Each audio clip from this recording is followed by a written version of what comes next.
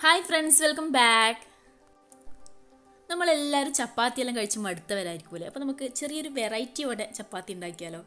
അതിനായിട്ട് ഞാനൊരു ബൗളിലേക്ക് 1 കപ്പ് അരിപ്പൊടി ഇട്ട് കൊടുക്കുന്നുണ്ട്. അരിപ്പൊടി എന്ന് പറഞ്ഞാൽ പുഴുക്കലരിൻ്റെ പൊടിയില്ലേ, ആ പൊടിയാണ്. ഇനി അതേപോലെ തന്നെ 1 കപ്പ് മൈദപ്പൊടിയും കൂടി ചേർത്ത് കൊടുക്കുന്നുണ്ട്. ഇനി ഇതിലേക്ക് ആവശ്യത്തിന് ഉപ്പും കൂടി ഇട്ട് നല്ലോണം മിക്സ് ചെയ്ത് കൊടുക്കാം. ഇനി നമുക്കിത് കുഴച്ചെടുക്കാം. അതിന് വേണ്ടി ഞാനിവിടെ 1 കപ്പ് പാലെടുത്തിട്ടുണ്ട്. പാല് മാത്രമല്ല, വെള്ളവും കൂടി ചേർത്തിട്ടാണ് കുഴച്ചെടുക്കുന്നത്. അപ്പോൾ 1 കപ്പ് പാൽ ഒഴിച്ച് കൊടുക്കാം. ഈ പാല് വേണം നിർബന്ധമൊന്നുമില്ല കേട്ടോ, മുഴുവൻ വെള്ളത്തിലായാലും കുഴച്ചെടുത്താൽ മതി. ഇനി നമുക്ക് ആവശ്യത്തിന് വെള്ളവും കൂടി ഒഴിച്ചു കൊടുക്കാം.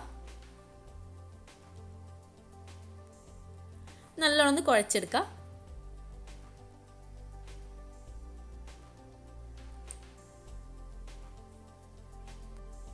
എൻ്റെ ചാനൽ ആദ്യമായിട്ട് കാണുന്നവരാണെങ്കിൽ ഒന്ന് സബ്സ്ക്രൈബ് ചെയ്ത് സപ്പോർട്ട് ചെയ്യണേ. തൊട്ടടുത്തുള്ള ബെൽ ബട്ടൺ കൂടി ക്ലിക്ക് ചെയ്തിട്ട് ഓൾ എന്ന ഓപ്ഷൻ കൊടുത്താൽ ഞാനിടുന്ന എല്ലാ വീഡിയോസും നിങ്ങൾക്ക് നോട്ടിഫിക്കേഷനായി ലഭിക്കും.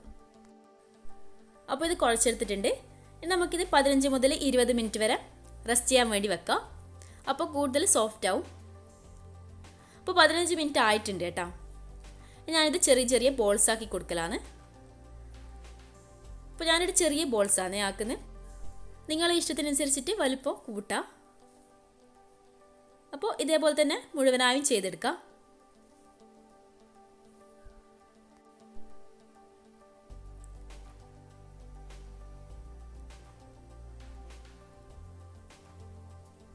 അപ്പോൾ ഞാൻ മുഴുവനായും ചെയ്തെടുത്തിട്ടുണ്ട്. ഇനി നമുക്കിത് പരത്താം.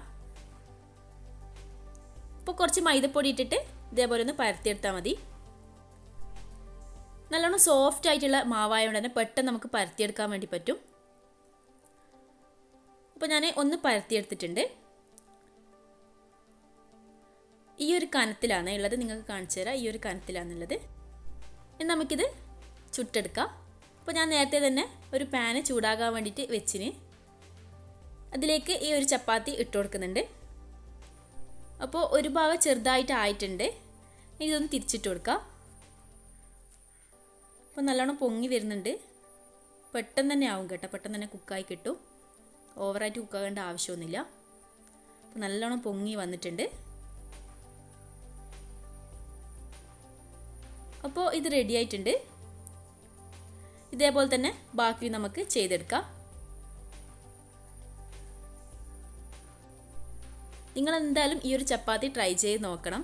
ഈ ചിക്കൻ കറി അതേപോലെ തന്നെ മുട്ടക്കറി, മസാലക്കറിക്കല്ലോ നല്ലൊരു കോമ്പിനേഷൻ ആയിരിക്കും ഈ ഒരു ചപ്പാത്തി എന്ന് പറയുന്നത്. അപ്പോൾ നിങ്ങൾ എന്തായാലും ട്രൈ ചെയ്ത് നോക്കണേ. അപ്പോൾ ഇത് മുഴുവനായി ഞാൻ ഉണ്ടാക്കിയെടുത്തിട്ടുണ്ട്. അപ്പോൾ ഞാൻ ഇതൊന്ന് കട്ട് ചെയ്തിട്ട് കാണിച്ചു തരാം. നല്ല സോഫ്റ്റ് ആയിട്ടാണ് ഉള്ളത്, നല്ല സോഫ്റ്റാണ്.